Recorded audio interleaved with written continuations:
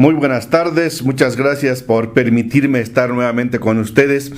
En esta ocasión estoy solo aquí en la cabina, no ha podido acompañarme alguien más, pero mi saludo llega para todos ustedes con mucho cariño y con mucho respeto. Recuerden que el objetivo de este programa es tener más comunicación entre ustedes y un servidor y que puedan ustedes enviar preguntas, inquietudes, dudas, sugerencias sobre cualquier tema religioso.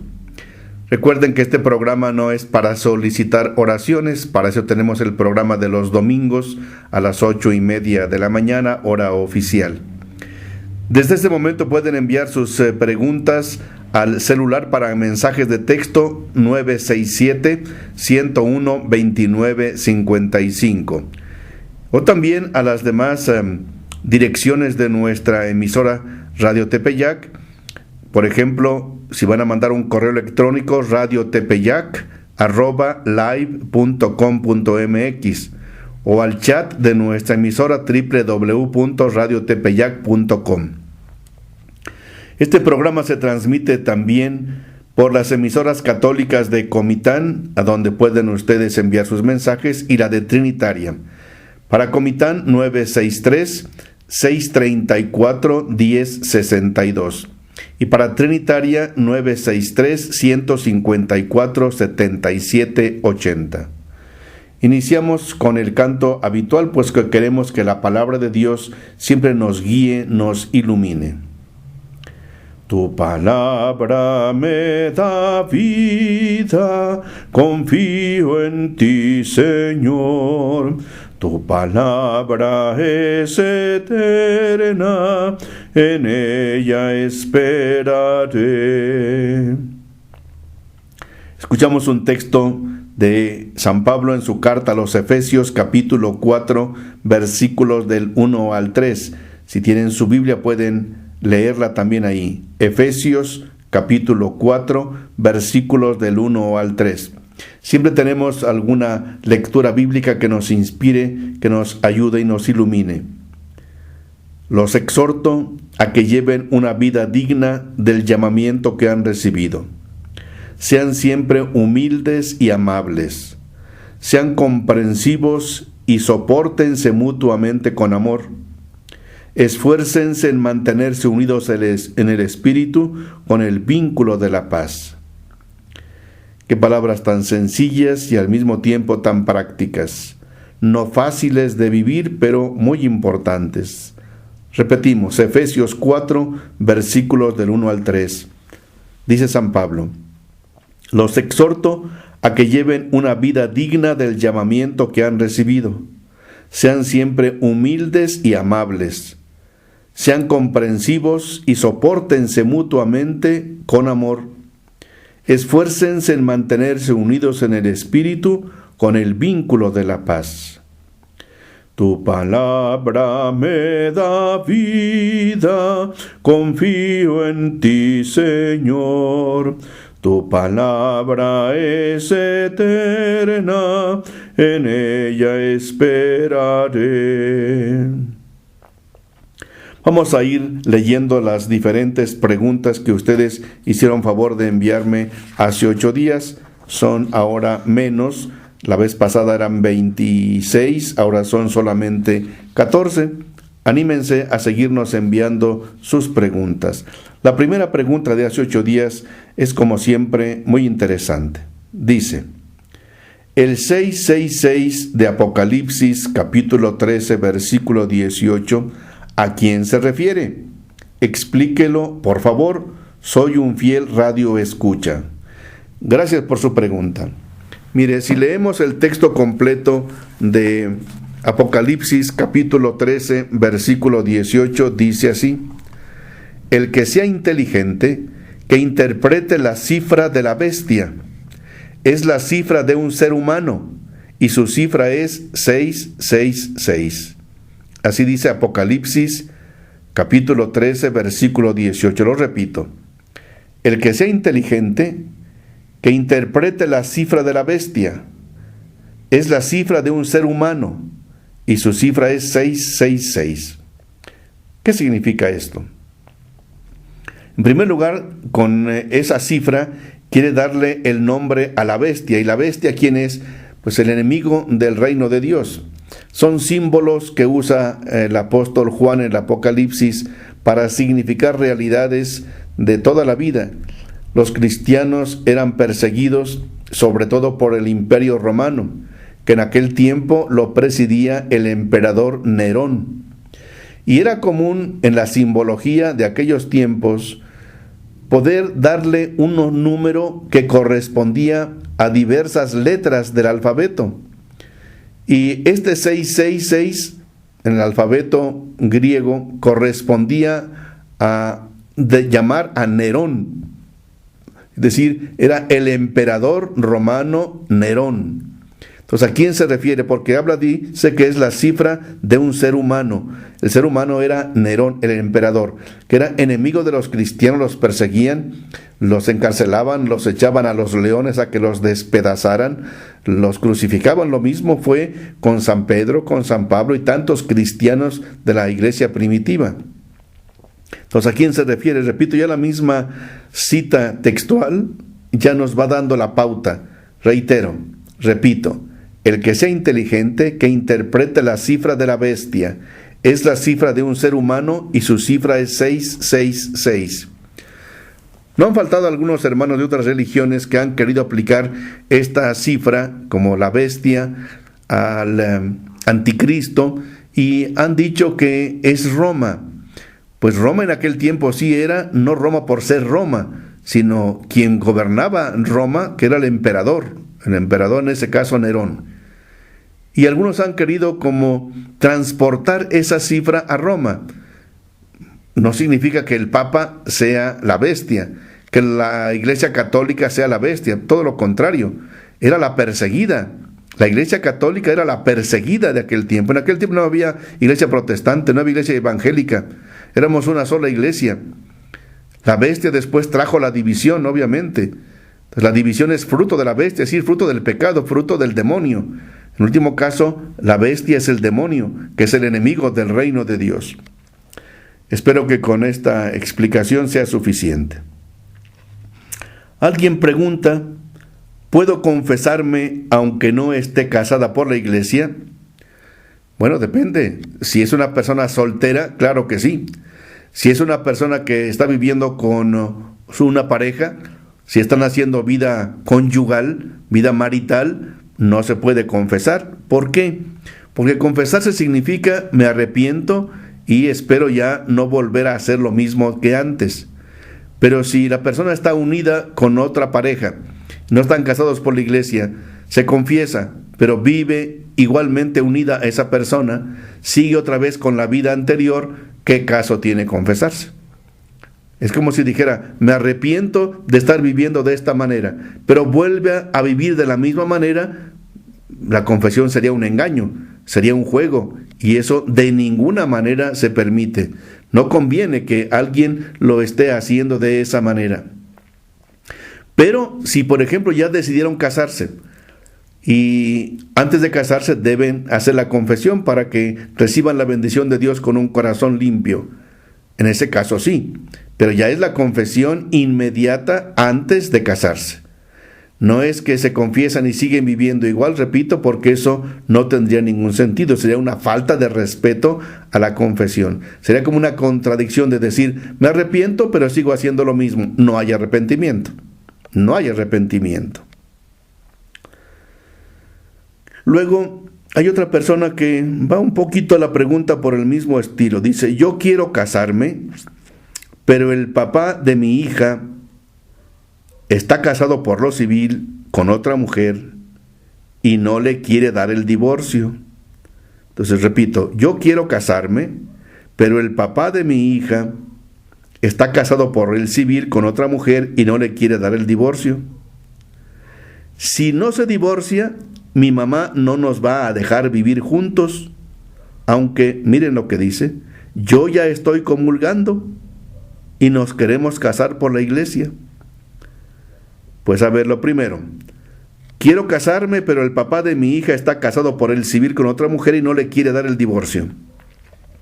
En estos casos, la iglesia, para que se pueda hacer un matrimonio por la iglesia católica, pero una de las partes, en este caso el papá de su hija, está casado por lo civil y no le quieren dar el divorcio, por medio del obispo se puede conceder un permiso para que se puedan casar. Por la iglesia también, aunque no se puedan casar por lo civil. Son de las excepciones que la iglesia tiene para determinados casos. ¿Cuál sería el requisito? El requisito es de que, primero, la mujer sepa que él está casado por lo civil con otra persona. Sepa que al estar unida a esta persona, aunque no sea casada por lo civil, puede cometer un delito y la otra persona le puede acusar civilmente. Y sí, pueden acusarle civilmente. Por otra parte, si yo como obispo puedo dar el permiso para que se casen por la iglesia, aun sin tener ese divorcio civil con la otra parte, la mujer debe estar enterada de las obligaciones que su pareja tiene con la otra persona. Si hubo hijos, que sepa que tiene que mantenerlos. No se pueden olvidar los hijos no tienen ninguna culpa de lo que hagan sus padres.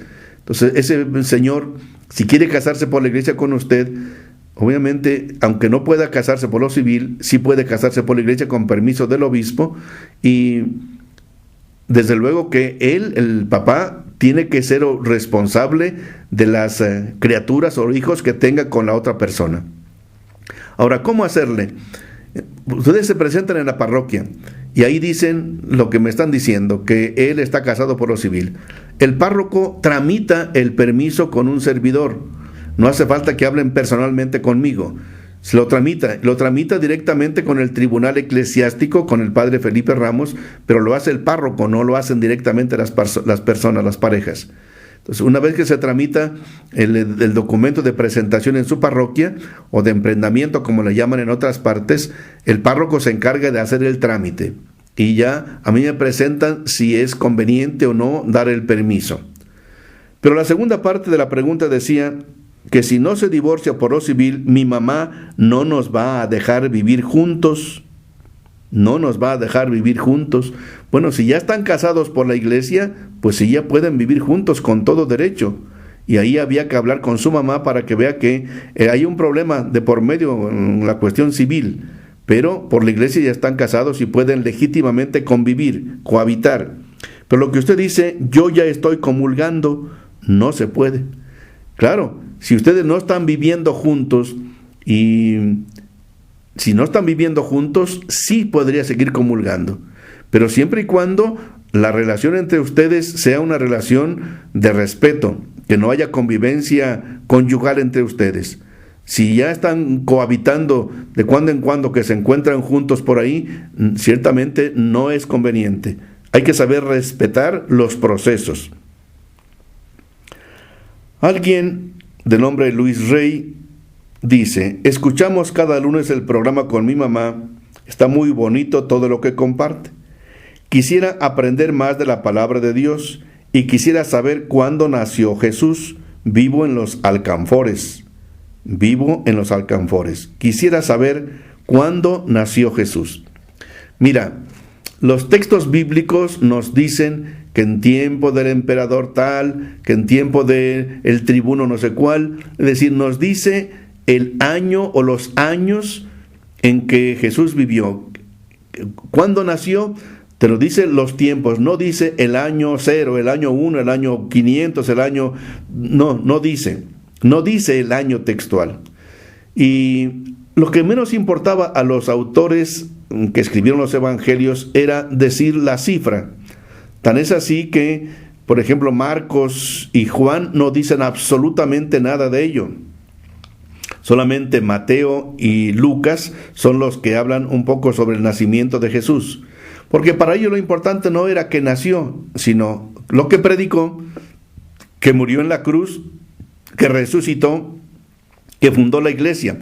Y eso lo tienen todos los evangelios, los 4 evangélicos, que es para ellos el dato más importante. Y el más importante de todos es que murió en la cruz y que resucitó. Y en eso los 4 evangelios concuerdan totalmente. Hay pequeñas variantes, pero el dato en cuanto tal, eso es lo más importante. ¿Por qué? Porque para los primeros cristianos no les importaba mucho que si nació o no nació en un año tal cual, es lo de menos. Lo importante es que vivió, lo importante es que existió históricamente. Pero Según los cálculos que los autores han hecho, se nos habla de que la cifra que hoy tenemos, que Jesucristo empezó en el año 0, que nació en el año 0, no es tan correcta. Que hubo en los cálculos que hicieron ya por los siglos V y VI, ya había pasado demasiado tiempo, hubo una equivocación de 4 a 6 años. Por tanto, si decimos que estamos en el año 2015, la próxima Navidad celebraremos 2015 años de que nació Jesús, es probable que sean 2020 o 2021 de que nació Jesús. Pero repito, esto no tiene que inquietarnos. No tiene que inquietarnos. Porque incluso la Biblia no dice la fecha del mes o del año. No dice el día exacto. No lo dice. En ninguna parte está eso. Entonces, ¿por qué se celebra la Navidad el día 24 y 25 de diciembre? Hace 8 días uno de los padres lo explicó, a lo mejor no suficientemente. Miren, en el Imperio Romano, sobre todo, aunque también en otras culturas, aquí también los mayas, tenían una celebración muy especial al sol, en el solsticio de invierno, que es el 21 de diciembre, porque es cuando la noche empieza a decaer. Si ustedes van viendo ahorita, ya se van haciendo más grandes las noches y se van empequeñeciendo los días. Ya cuando estamos en diciembre, ya el día amanece más tarde y la tarde empieza más pronto. Es decir, las noches van venciendo al día.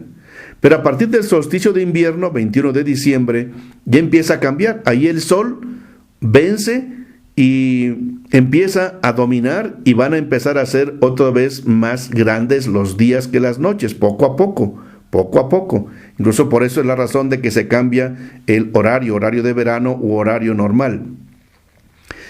Y los primitivos, sobre todo en Roma, pero también en Grecia, en Egipto, y repito, también aquí los mayas y en otras culturas, hacían grandes festividades en torno a que el sol vencía a la oscuridad, vencía a la noche, y le hacían grandes fiestas paganas de muchos desórdenes.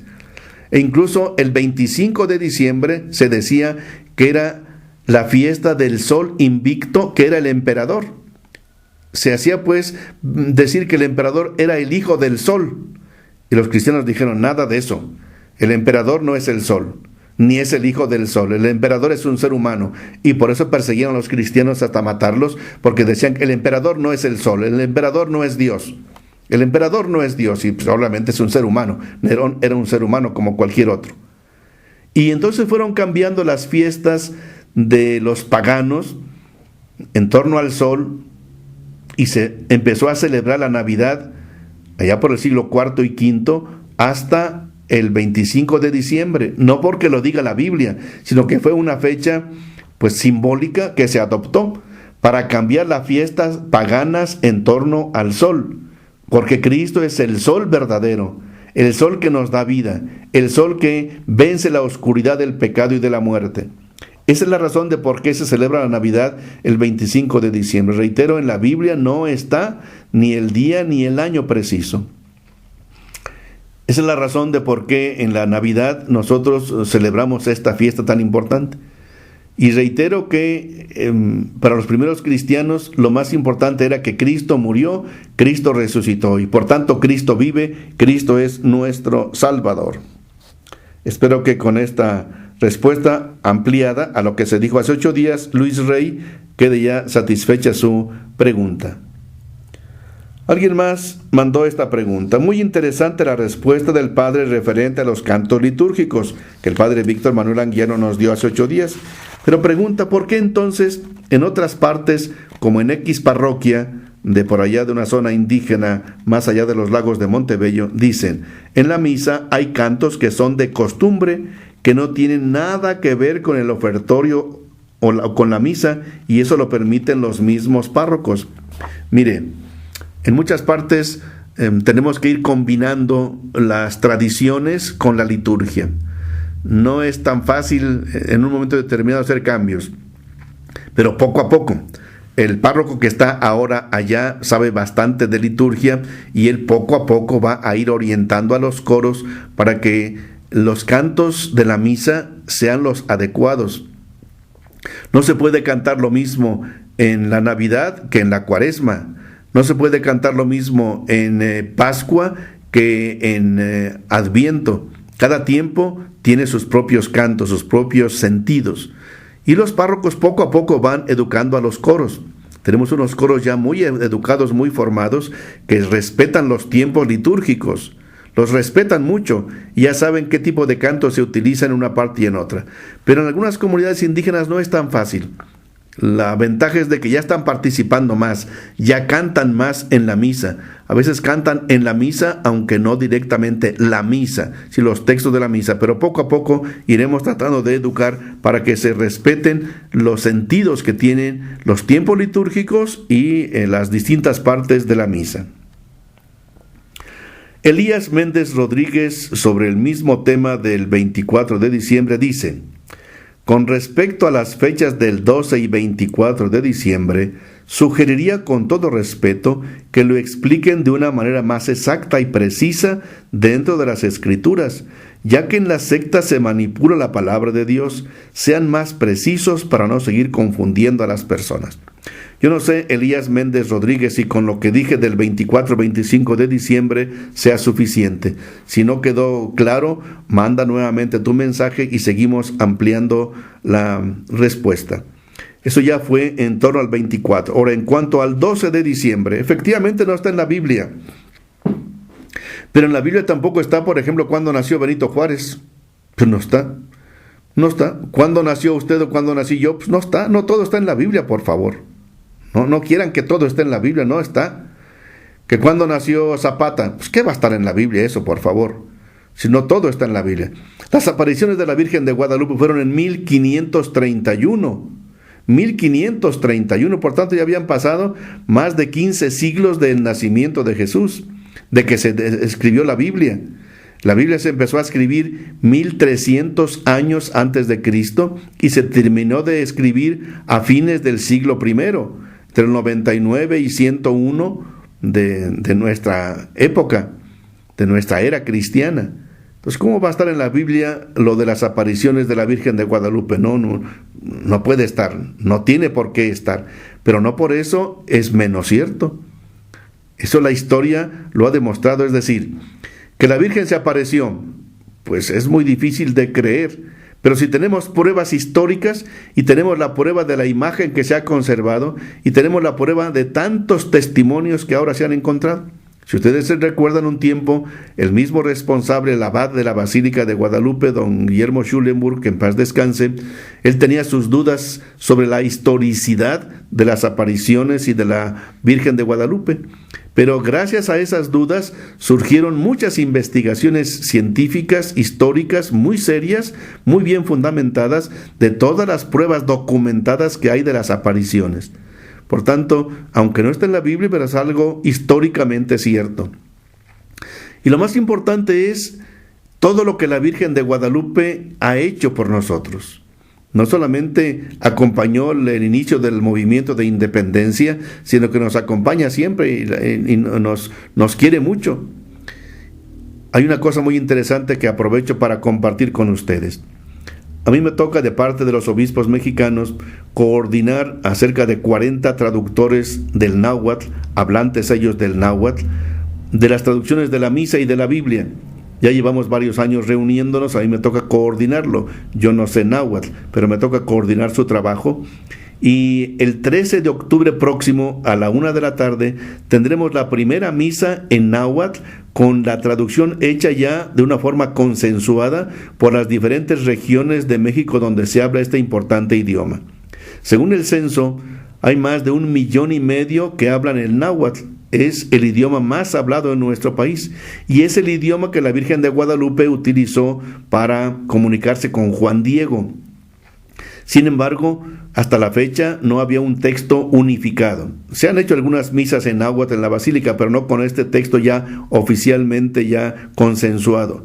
El 13 de octubre a la 1 de la tarde, martes 13 de octubre a la 1 de la tarde, se celebrará esta misa. Yo estaré presente, pero lo va a presidir alguien de los que hablan en náhuatl. Y les compartimos, por si tienen algunos conocidos por allá que hablen náhuatl, ese día va a ser la misa martes 13 de octubre a la 1 de la tarde en la Basílica de Guadalupe. Pero, repito, eso no está en la Biblia, es parte de la historia de la Iglesia que con todo cariño y con todo respeto compartimos con ustedes. Pero Elías Méndez Rodríguez, si todavía quedó alguna duda, con toda confianza, envíenosla. Alguien más pregunta, ¿cuál es la edad perfecta para casarse? Pues la edad perfecta es cuando se adquiere la madurez de saber lo que se va a hacer, ¿sí? La unión de hombre y la mujer de una forma indisoluble, si no se puede disolver, y para siempre, y con la disponibilidad para tener familia, para tener hijos. Cuando alguien ya tiene la suficiente madurez psicológica para asumir el compromiso de decir sí para toda la vida, lo amo, la amo, con sus cualidades y con sus limitaciones, le acepto, como decimos o se dice en la fórmula, te acepto como mi esposo, como mi esposa, y prometo serte fiel en lo próspero y en lo adverso, en la salud y en la enfermedad, y amarte y respetarte todos los días de mi vida. Cuando alguien es capaz de eso, en el nombre de Dios, obviamente que es la edad perfecta. ¿Cuál puede ser? Algunos puede ser a los 18, 19, 20 años, quizá otros a los 25, 30. No puede haber una cosa matemática. Aquí depende de cada persona. Tan importante es la madurez psicológica que cuando se comprueba que algunos fueron bien inmaduros, inconscientes de lo que hacían, eso hace nulo su matrimonio. Aunque se hayan casado ante el Papa, ante el obispo, ante 10 sacerdotes, es nulo su matrimonio si no tenían conciencia de lo que hacían. Por eso, la ley civil actualmente ya exige que el matrimonio por lo civil sea hasta los 18 años.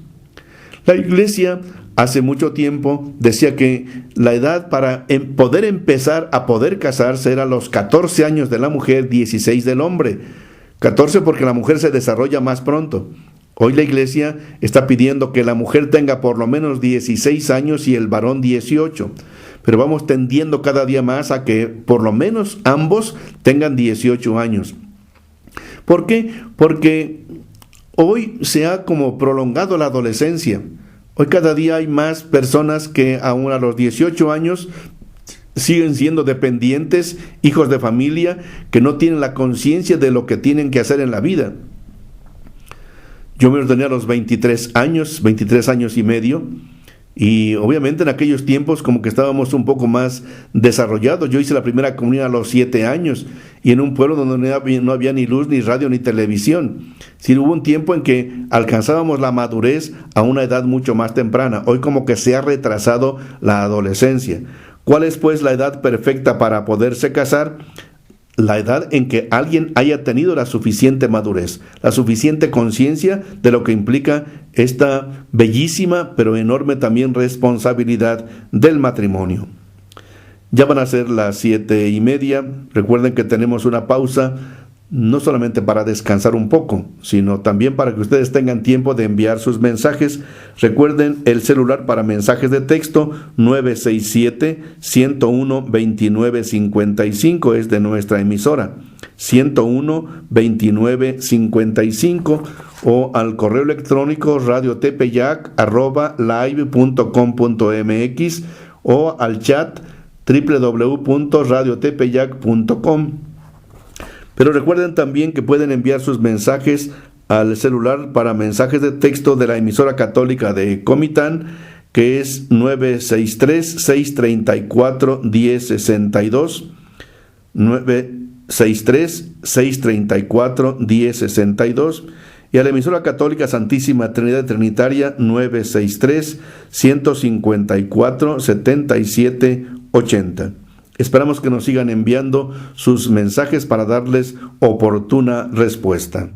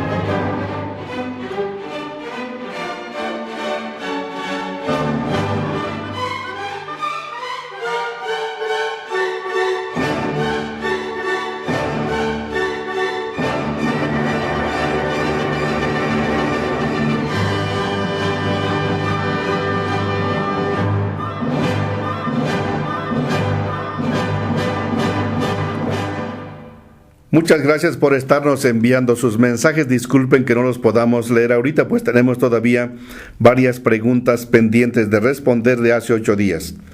Pero antes quiero leer una bellísima carta que me envió Nehemías Roblero Mazariegos de una comunidad que se llama Las Moras en Siltepec, que está bastante retirado de aquí. Por allá yo estuve trabajando 9 años en la diócesis de Tapachula. Dice: nuestro patrono es San Felipe de Jesús, parroquia San Isidro Labrador, en Siltepec. Y dice así, la quiero compartir porque es una carta que nos alienta mucho a todos. Monseñor Felipe Arizmendi Esquivel, obispo de San Cristóbal, le mando saludar con mucho amor y cariño de parte de nuestro Señor Jesucristo, deseando que se encuentre bien de salud. Le deseo todo lo mejor y muchas bendiciones. Le escribo estas palabras en agradecimiento de la transmisora, así dice, de la radio Tepeyac. Un saludo a todos los que trabajan en la radio y a la hermanita Malena que le acompaña en su programa. Hace 2 años que le escuchamos los programas y lo escucho todos los domingos y todos los lunes. Pues he aprendido y me ha ayudado mucho gracias a su programa. Felicidades a usted. Es un buen pastor. Que el Espíritu Santo lo siga iluminando y guiando. Usted visitó, cuando estuvo en la diócesis de Tapachula, visitó nuestra comunidad, Las Moras. Ojalá lo recuerde. Es una gran bendición escuchar la voz de nuestro gran pastor, el Papa Francisco, en nuestro hogar a través de la radio. El que lo manda a saludar es el hermano en Cristo, Nehemías Roblero Mazariego, y su esposa, Ofelia Guzmán.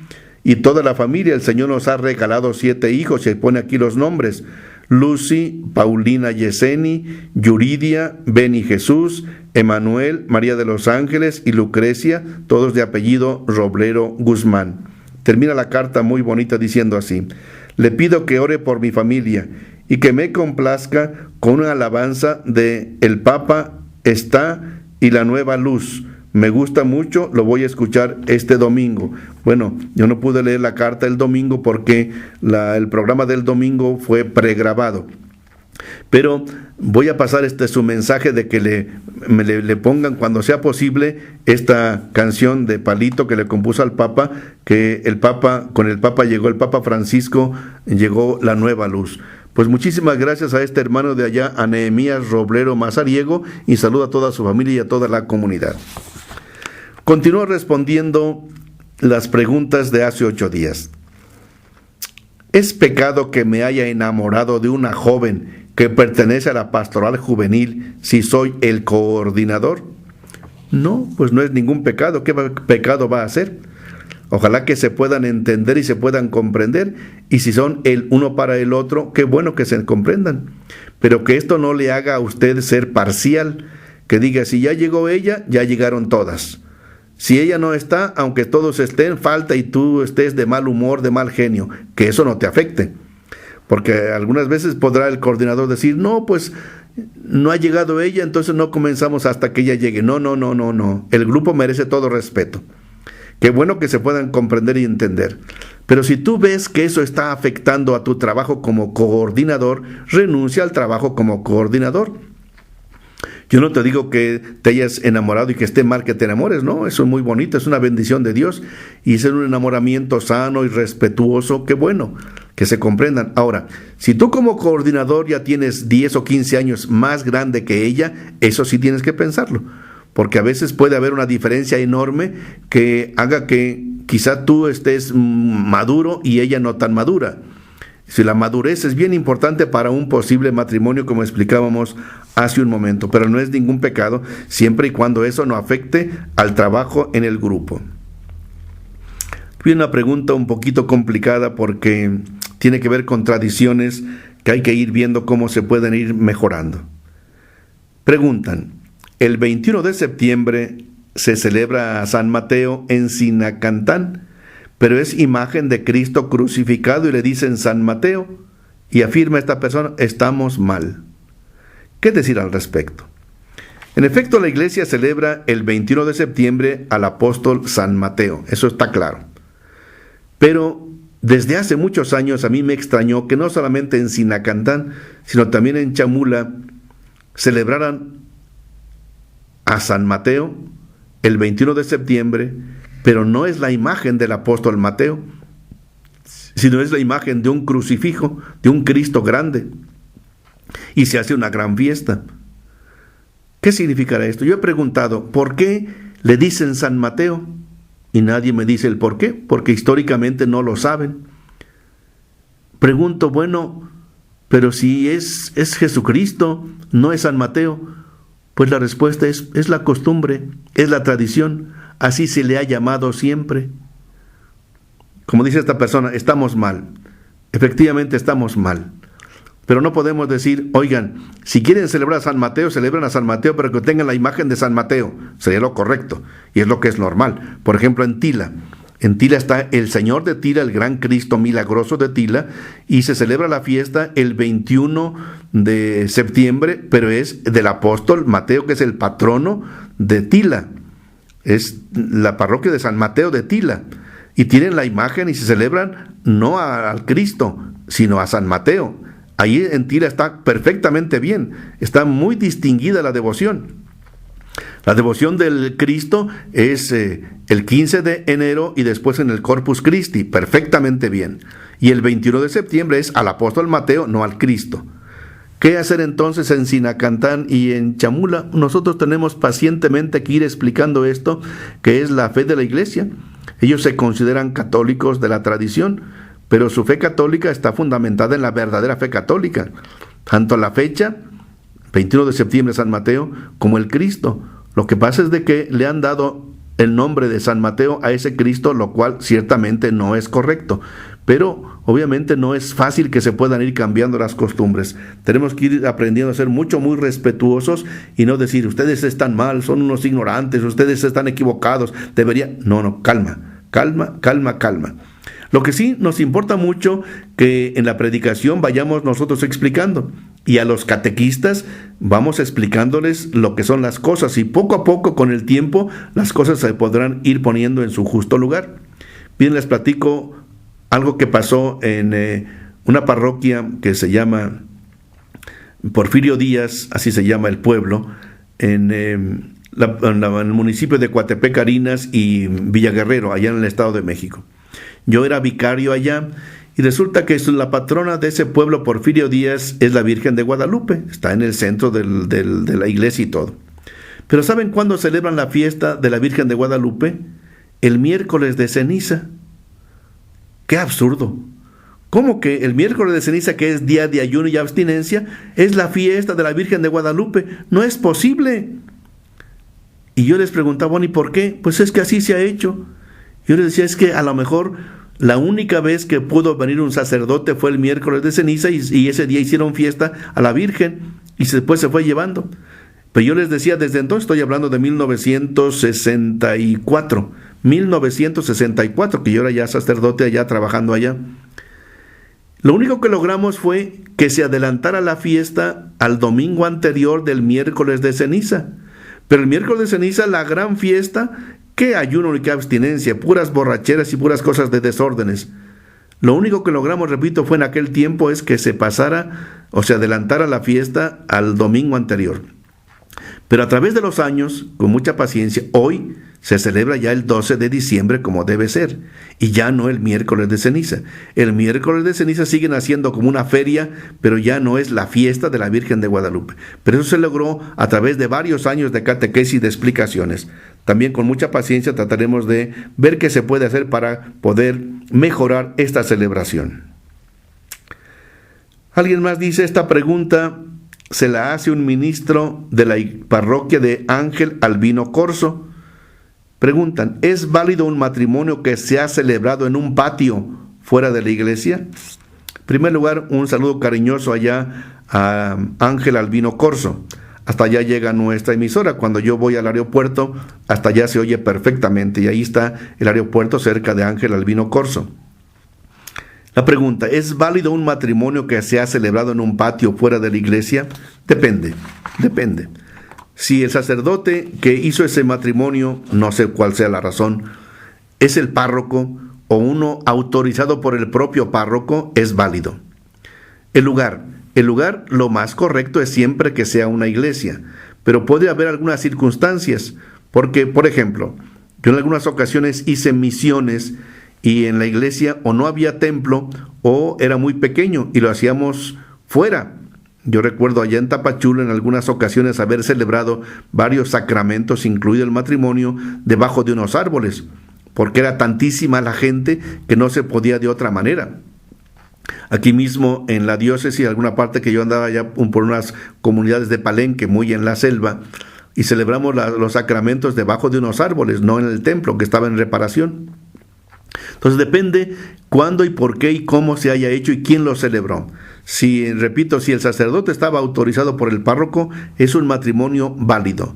Si ustedes tienen más dudas, pregunten a su respectivo párroco y él les podrá aclarar. Ahora, hay ocasiones en que no es verdadero sacerdote el que hace el matrimonio, es falso.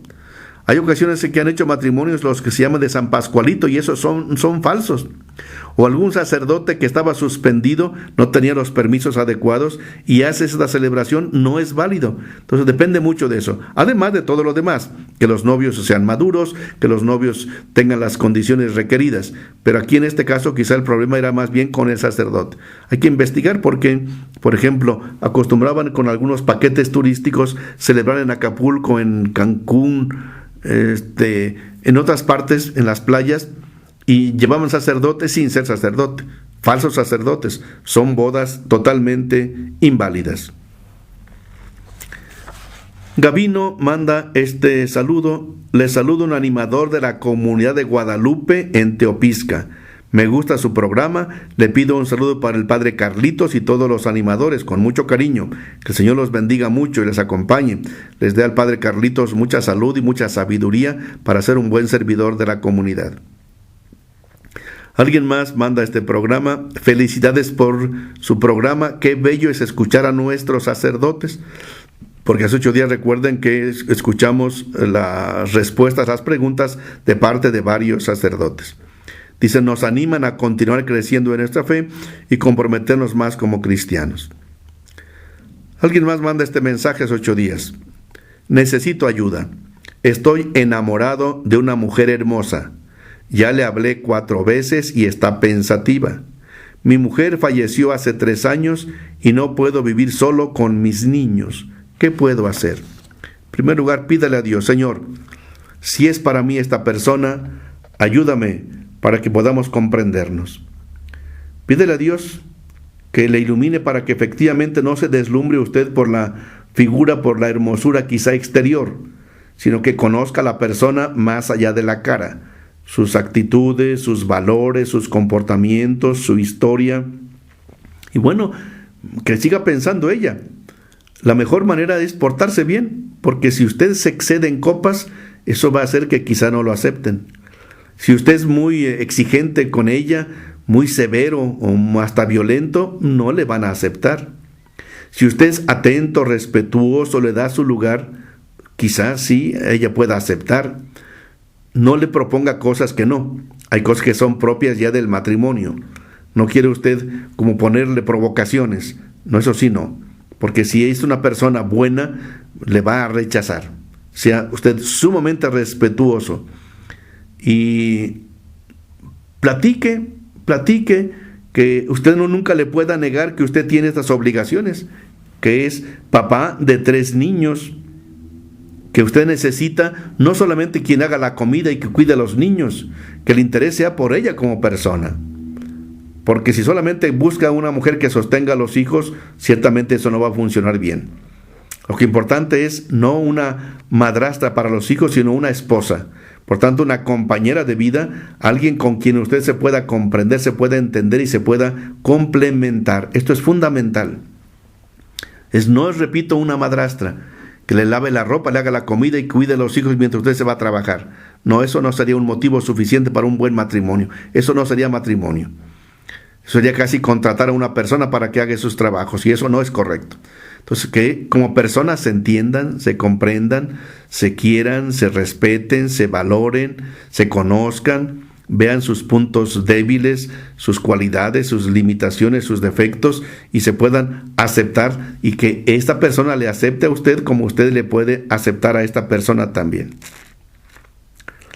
La última pregunta que llegó hace 8 días es así: si una persona siempre tiene ideas suicidas, al momento de acercarse al sacramento de la reconciliación, ¿debe confesarlo al sacerdote?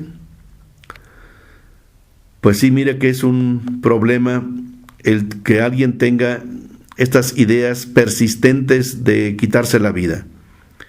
Si la persona obviamente no ha hecho alguna cosa, no tiene por qué confesarse, porque una cosa es la tentación, el deseo, y otra cosa es de que alguien, supongamos que ya se cortó las venas, que ya tomó algunas pastillas, pero que obviamente no funcionaron. Eso sí sería pecado. Si cuando ya hizo algún intento, pero no funcionó, sí es pecado, obviamente. Y es lamentable que esto suceda. Pero si de cuando en cuando le vienen esas ideas, aún no hay pecado. Pero si quiere lo puede decir. ¿Para qué? Para que el sacerdote le ayude con una palabra, le aconseje, le diga una buena palabra de Dios. ¿Y yo qué le diría a usted? Mira, quizá tengas problemas que te parezcan que no tienen solución. Quizá te sientas sola o solo, que nadie te comprende, o que has fracasado en varias cosas, que rompiste con una relación que para ti era muy importante, que tus padres no te dan cariño, te dan comprensión, que puros regaños de parte de todos, que te sientes una persona que no vales. Mira, son pensamientos negativos que no tienes tú por qué consentir. Dios te ama. Aunque nadie te amara, Dios te ama. Dios te comprende, Dios te quiere, Dios te acompaña, Dios no te deja sola o solo. Dios está contigo, acude a Él.